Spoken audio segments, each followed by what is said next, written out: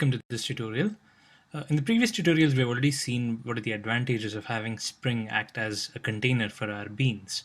In this tutorial, we're going to look at one more advantage, and this is something that Spring provides for us. It provides us with callback methods for the life cycle of the bean. You can have a method in your bean that gets run when the bean is being created, and you can have a method in your bean which runs when the bean is about to be destroyed. So you can tap into these callbacks and write your own code to initialize the bean or to do any cleanup activities after the bean is destroyed.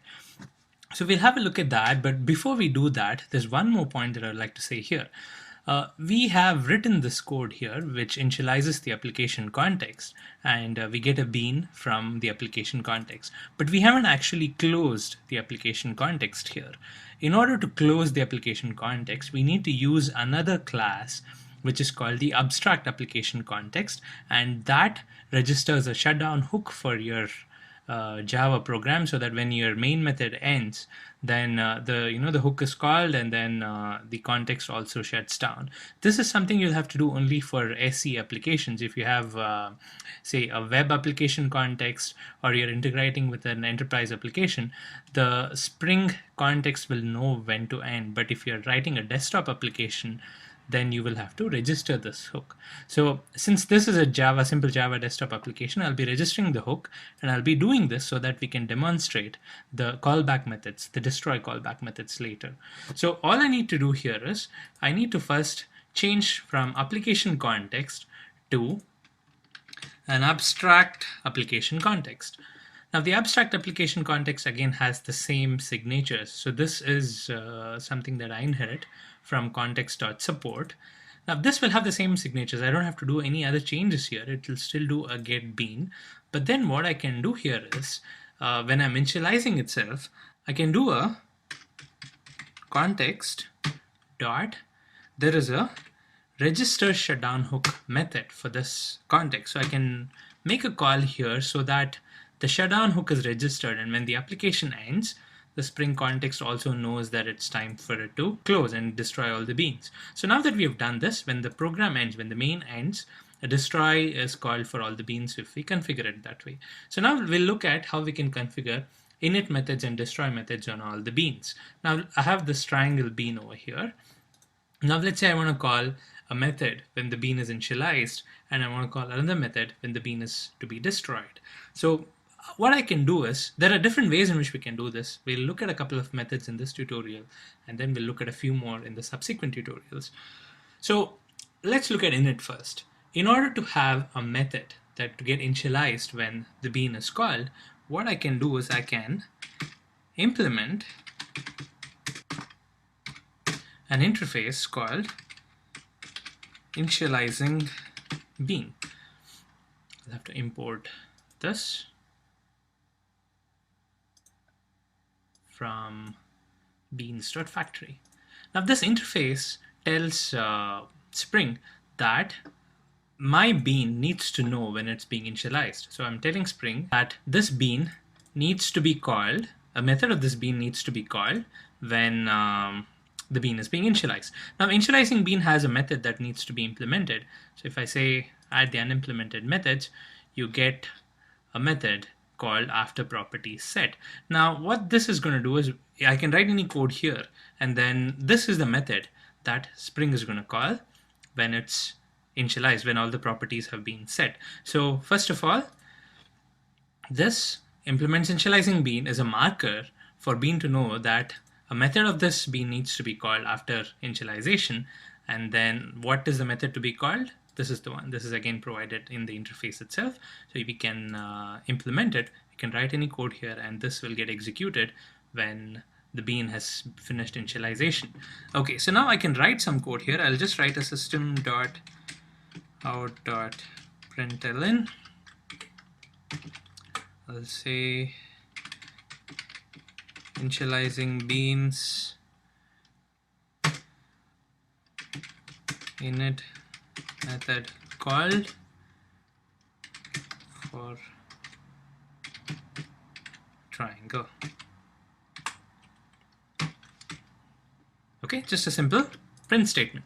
Now this is all that I need to do. I don't need to do anything else. So I implement initializing bean so that Spring knows that this bean has to be, when it's initialized, a method of this bean has to be called. And the method, of course, is the default after property set. So I can write code here, and this will run when the bean is initialized. So let's run this. We'll save this. And when I run this, you can see that the initialization method has been called before you're getting your print statement. So this is the first piece of code that gets executed inside this bean. Similarly, for capturing the destroy phase, there is another interface called disposable bean, and I'll have to import this as well. Now the disposable bean again has a method that will be called when the bean has to be destroyed. So if you add the unimplemented methods, then you can see that there is a destroy method. So if a bean implements a disposable bean interface, then Spring will automatically call a destroy method of that bean before actually destroying the bean. So here I can write any code and that will get executed just before the bean gets destroyed. So any cleanup code, anything like that will go inside this method. So I'll again print a simple message here just to know that it's running. So I'll call this disposable beans destroy method called for the triangle. Okay, let's run this again and make sure it works fine. Well, it does. So first initializing beans init method is called, then the flow of execution goes ahead, and then we have a disposable beans method called. So this is happening when the application ends because we have registered the shutdown hook. So when the main method ends, the shutdown hook gets called and the Spring container says, okay, it's time to wrap up.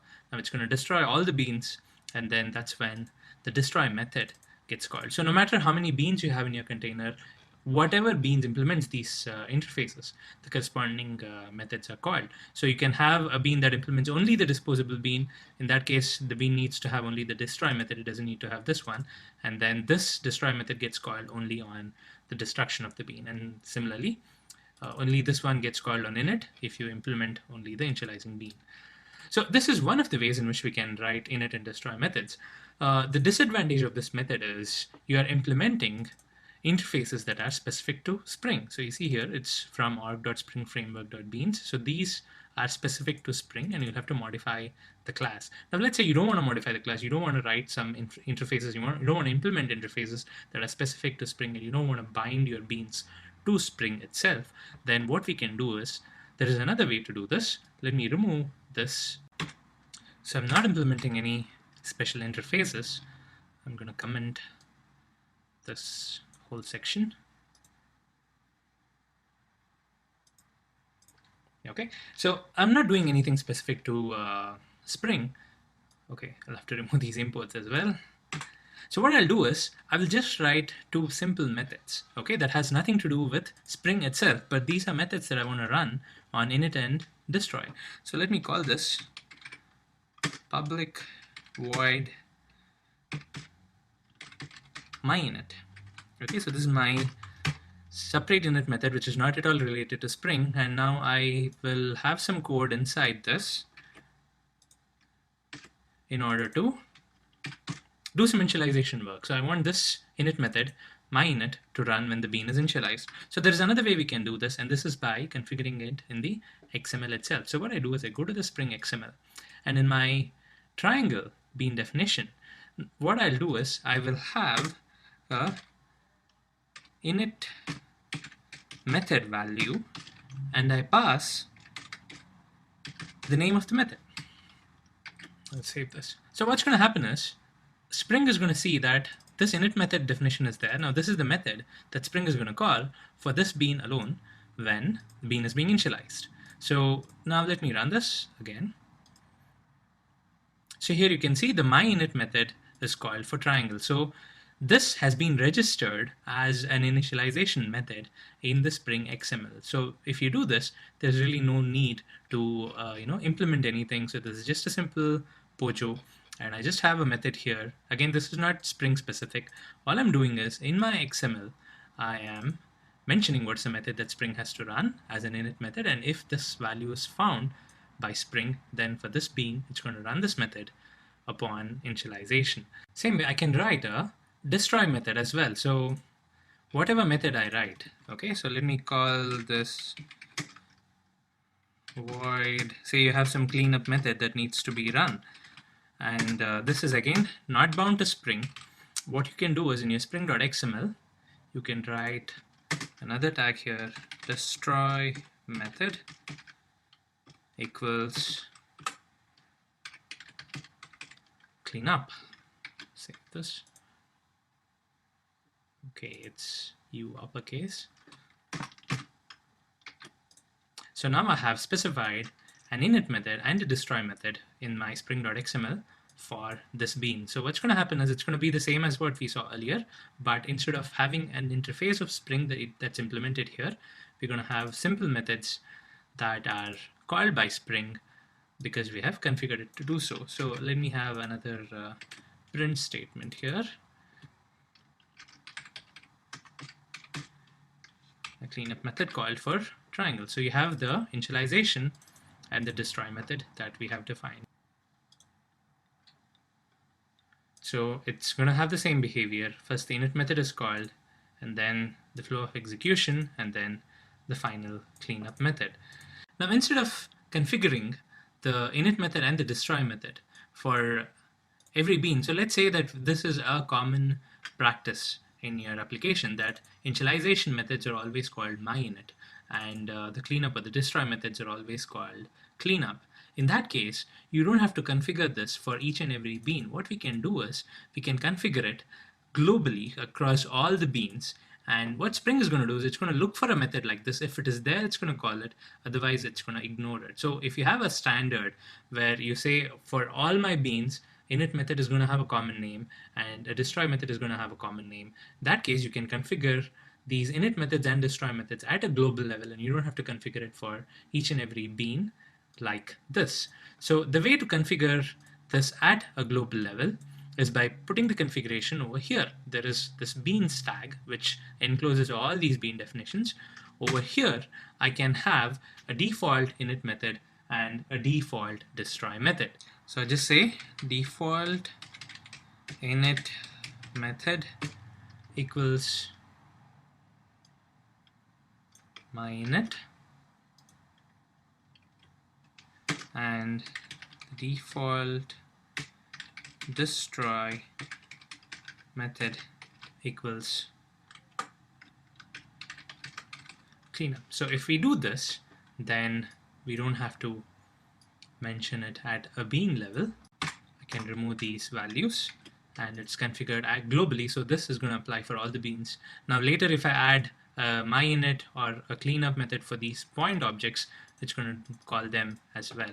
So let's run this once again to validate. Well, there you go, the same methods are being called. Now what happens if I enable both? We saw two ways in which we can have these initialization and destroy callbacks, right? So one is by implementing a couple of interfaces and have a separate set of methods for those, and then having these methods of our own and then configuring Spring to call them. Now what if we have both? Actually, both of them get executed. We'll have a look at the order. So let's say I revert this back, implements initializing bean and disposable bean. Now I'll fix the imports, and of course I'll have to implement the methods, so I'm going to uncomment these two methods and save. So now we are doing both. First of all, we are implementing the initializing bean and the disposable bean interfaces and providing those methods so that Spring can call them. Additionally, we are also implementing two separate methods and we are configuring Spring to call them in the XML file. So now what's the order in which they're going to run? Now if we run this, so here you can see the first initializing beans init method is called, then the init method that we have configured is called, then of course the execution flow, and then the print statements, and then again when it is closing, first the disposable is called and then our method is called. So initializing bean and disposable bean take priority. Those are the methods that get called first, and then after that whatever init method and destroy method that we configure in the spring.xml, those get called later. There is a third way in which we can do this, and that's by using annotations. We're going to look at it a few tutorials down the line, but these methods also come in handy. You can use them in order to do initialization and cleanup work for your Spring Beans.